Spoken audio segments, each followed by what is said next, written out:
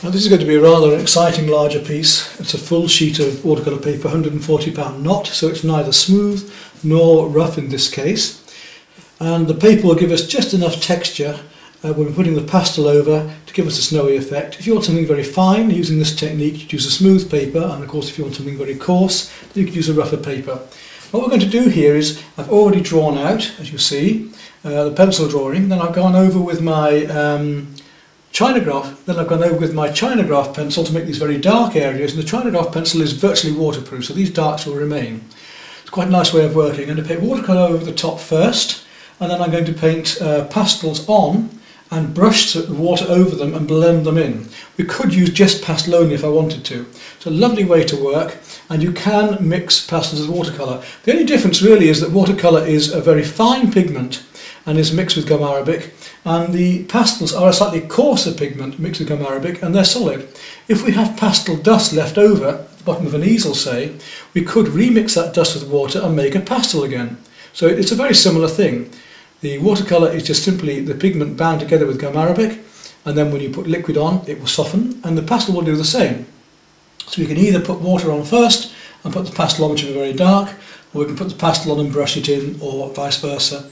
It also means if you have a watercolour that's overworked, you're not happy with, you can rework the watercolour using pastel over the top.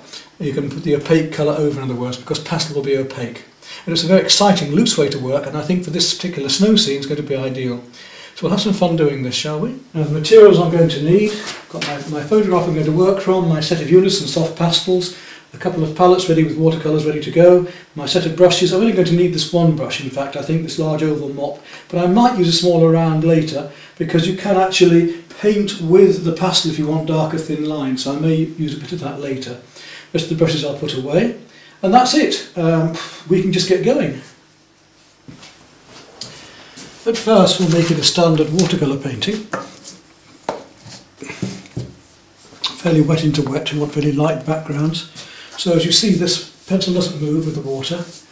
Nice big wash of water all the way down it, just to establish my colours underneath.